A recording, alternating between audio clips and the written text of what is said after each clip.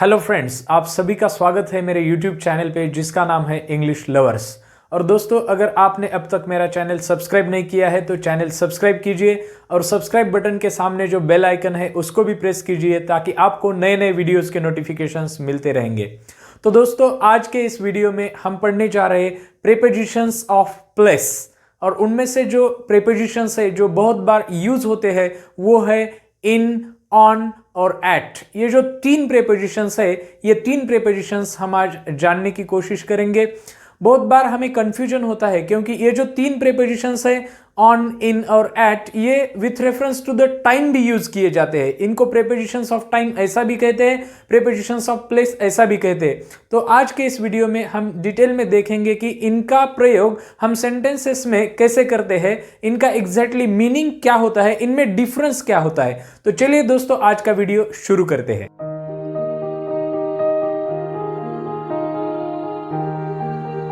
सबसे पहले हम प्रीपोजिशन इन का मीनिंग क्या होता है और वो सेंटेंसेस में कैसे प्रयोग करते हैं ये देखते हैं। तो आप देख सकते हो यहाँ एक डायग्राम मैंने निकाली है। तो एक एनक्लोज्ड एरिया है, ओके, एक एनक्लोज्ड एरिया है। तो जब भी हम enclosed area as a place हम बात करते हैं तो हम प्रीपोजिशन इन का यूज करते हैं। जैसे कि रूम, शॉप और कार, यहां आप देख सकते हो ये तीनों के तीनों हम एनक्लोज्ड एरिया ऐसे बात कर रहे हैं तो हम कहेंगे in a room. Okay, in a room, room as an enclosed area, in a shop, in a car। अभी यहाँ in the water ऐसा लिखा है, in the water यानी पानी में, okay, not on the surface of the water but in the water। तो यहाँ in the water हमें sentences में देखते हैं कि exactly इसका मीनिंग क्या है। और एक यहाँ डायग्राम निकाली है। जब भी हम जनरल लार्जर एरिया की बात करते हैं, ओके, जब भी हम जनरल लार्जर एरिया की बात करते हैं with reference to the place, तब हम प्रीपोजिशन इन का प्रयोग करते हैं। जैसे कि हम कहेंगे in a garden. Now when I say in a garden, what do I mean? I mean garden as a general larger area, okay, larger area in a garden. और इन अ टाउन, अभी town छोटा हो बड़ा हो, जब भी मैं कहूंगा आई लिव इन अ टाउन, तो यहां इसका मीनिंग क्या हुआ? In general I am speaking about place, about larger area. और in the city centre, again I am speaking general larger area. और in France, now France that is country, I am speaking about the area of that country, that is in France. Exactly I don't know where, but I mean general larger area. In that sense I say in France. Okay, हम sentences देखते हैं और detail में समझते हैं exactly इसका meaning क्या है। पहला sentence, for example somebody ask, कोई पूछता है where is David? डेविड कहां है? ओके, तो देखो इसके आंसर्स क्या क्या होंगे। He is in the kitchen, तो kitchen as an enclosed area. He is in the garden, garden again as a general area, larger area. He is in London. Okay, so when we say he is in London, it also means general area, larger area. Next is what's in that box? Now box again enclosed area. In that bag, bag again that is enclosed area. In that cupboard again it is enclosed area. So अगर आपको ऐसा कुछ पूछना हो with reference to the place और वो enclosed area है तो आप कहोगे what's in that box, box enclosed area. What's in that bag, bag enclosed area. What's in that cupboard, again enclosed space और enclosed area. Next sentence, Angela works in a shop. Now when I say Angela works in a shop, again मैं यहां जब कहता हूं shop, again I am speaking about enclosed area और enclosed space. Shop में काम करती है, ओके, तो shop as a building enclosed area. In a bank, again bank as a building enclosed area. Angela works in a bank, in का प्रयोग हो रहा है यहां, आप देख सकते हो। और Angela works in a factory, again I am speaking factory as a building, factory as an enclosed area और enclosed space, that is in a factory. Factory में काम करती है। एंजेला बैंक में काम करती है। एंजेला शॉप में काम करती है। और ये सेंटेंस देखो, I had a swim in the river और I had a swim in the sea. तो मैं कह रहा हूं I had a swim, I had a swim. तो when I say in the river, पानी में, not on the surface, not on the surface, in the sea, again समंदर के पानी में, इन दैट सेंस हम इन द रिवर और इन द सी ऐसा कहते हैं। और एक सेंटेंस है, Milan is in the north of Italy, Milan is the city, okay, Milan is the city. So Milan is in the north of, हम कहते हैं in the north of, in the south of, in the east of, in the west of, in that sense. और एक यहां important sentence दिया है, I live in a town, okay, हमने देखा वहां in a town, in a village, I live in a town but I want to live in the country. यहां country जो है, country means village, country side और country means village, okay, but I want to live in the country.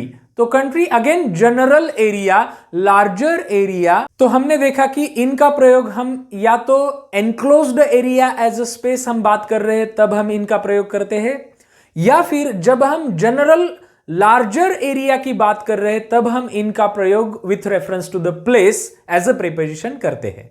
अभी जो हम preposition of place देखने जा रहे हैं वो है एट। हमने इन के बारे में देखा कि इन जो प्रीपोजिशन है, आईएन इन प्रीपोजिशन, वो लार्जर एरिया दिखाता है, वो जनरल लार्जर एरिया दिखाता है। लेकिन एट जो प्रीपोजिशन है, एट प्रीपोजिशन ये स्पेसिफिक एरिया दिखाता है और स्मॉलर एरिया दिखाता है। स्पेसिफिक एरिया, पर्टिकुलर एरिया और स्मॉलर एरिया, तो इनके बराबर ये उल्टा है। जैसे कि इन लार्जर एरिया दिखाता है, ओके, और एट क्या दिखाता है, स्मॉलर एरिया दिखाता है, स्पेसिफिक एरिया दिखाता है, या यूं कहें कि एग्जैक्ट एरिया दिखाता है। जैसे कि eight the bus stop, okay, ये कुछ फ्रेजेस है, एट द डोर और at the traffic lights, at her desk, at the top of the page, at the bottom of the page, at the end of the street, okay. तो हम sentences में देखते हैं तब आपको समझ में आएगा एग्जैक्टली इसका मीनिंग क्या होता है। तो एट द बस स्टॉप और एट द डोर, तो सेंटेंस देखो, there is somebody at the bus stop, there is somebody at the bus stop. हम ऐसे नहीं कहेंगे कि on the bus stop, okay, at the bus stop ये correct usage है। और there is somebody at the bus stand, at the bus stop, और there is somebody at the door, okay. आप देख रहे हो कि कोई आया है और दरवाजे के बाहर खड़ा है, ओके, तो आप कह सकते हो कि there is somebody at the door, there is somebody at the door, okay. या फिर the car is waiting at the traffic lights, okay, the car is waiting at the traffic lights। तो यहां ट्रैफिक लाइट्स है और cars रुकी हुई है, तो आप कह सकते हो कि the car is waiting at the traffic light। आप समझ रहे हो ये रेफरेंस कैसा है प्लेस का, कि रोड पर कार रुकी हुई है, ट्रैफिक लाइट्स है और car is waiting at the traffic lights. तो हम क्या कर रहे हैं, वो पर्टिकुलर प्लेस दिखा रहे हैं, स्पेसिफिक प्लेस दिखा रहे हैं, not larger area, not general area, जैसा कि हमने इन प्रीपोजिशन में देखा। तो ठीक से समझ लो आप। Julia is working at her desk, Julia is working at her desk. Suppose कोई एम्प्लॉय है, ऑफिस में काम करती है और उसका अपना टेबल है और वो चेयर पे बैठी है, उसके सामने टेबल है या डेस्क है, तो हम क्या कहेंगे, Julia is working at her desk और at her table, okay, Julia is working at her desk. तो एग्जैक्ट हम प्लेस दिखा रहे हैं, स्पेसिफिक प्लेस दिखा रहे हैं। Right your name at the top of the page, तो यहां भी स्पेसिफिक प्लेस दिखा रहे हैं हम, ओके। और right your name at the bottom of the page, at the top of the page और at the bottom of the page, यहां भी हम स्पेसिफिक स्पेस या प्लेस दिखा रहे हैं। My house is at the end of the street, my house is at the end of the street. तो एक स्ट्रीट है, एक रोड है और बिल्कुल वो रोड जहां खत्म होता है वहां मेरा घर है, at the end of the street. तो यहां भी मैं क्या कर रहा हूं, स्पेसिफिक प्लेस दिखा रहा हूं, पर्टिकुलर प्लेस दिखा रहा हूं, एग्जैक्ट प्लेस दिखा रहा हूं। अभी जो हम प्रीपोजिशन ऑफ प्लेस देखने जा रहे हैं वो है ऑन। हमने देखा कि इन प्रीपोजिशन का प्रयोग हम या तो एनक्लोज्ड एरिया के लिए करते हैं या फिर जब हम जनरल लार्जर एरिया की बात करते हैं तब इनका प्रयोग करते हैं। हमने देखा कि एट प्रीपोजिशन का प्रयोग हम जब स्पेसिफिक स्पेस की बात करते हैं या फिर पर्टिकुलर जगह की बात करते हैं तो एट का प्रयोग करते हैं। अब हम देखते हैं कि ऑन का प्रयोग कैसे करते हैं। ओके, मैं आपको दिखाता हूं कि यहाँ मेरे हाथ में एक डस्टर है और यहाँ नोटबुक है, तो मैं ये डस्टर नोटबुक पर रखता हूं और अब मैं कहूंगा कि the duster is on the notebook, या फिर ये पेन भी मैं रखता हूं, the pen is on the notebook. तो आप देख सकते हो कि नोटबुक और ये जो दो चीजें हैं इसके ऊपर डस्टर और पेन, इसके ये दोनों के बीच में कुछ भी स्पेस नहीं है, बिल्कुल ये दोनों चीजें नोटबुक को चिपक कर रखी है या फिर इसके ऊपर रखी है, ऐसा आप कह सकते हो। तो ऑन जो होता है, ऑन ऐसे प्लेस के लिए या फिर ऐसे रेफरेंस ऑफ प्लेस के लिए हम यूज करते हैं। हम कुछ सेंटेंसेस देखते हैं। पहले तो आप ये फ्रेजेस देख लो, ऑन अ शेल्फ, शेल्फ के ऊपर, ऑन अ प्लेट, प्लेट के ऊपर, ऑन अ बालकनी, बालकनी के ऊपर, ऑन द फ्लोर, फ्लोर पर, okay, there is a carpet on the floor, in that way, on a wall या फिर ऑन अ डोर, डोर के ऊपर, ऑल के ऊपर, ऑन द सीलिंग, सीलिंग के ऊपर या सीलिंग के नीचे से, इन दैट वे, सीलिंग को चिपक के, लाइक दैट। हम कुछ सेंटेंसेस देखते हैं और समझते हैं इन डिटेल इसका मीनिंग क्या है। There are some books on the shelf, shelf है और शेल्फ के ऊपर कुछ किताबें रखी है, तो बिल्कुल शेल्फ के ऊपर, that is on the shelf. There are some pictures on the wall, तो वॉल पर कुछ पिक्चर्स है। और आप कह सकते हो there is a clock on the wall, there is a calendar on the wall, okay, on the wall, there are some frames on the wall, like that.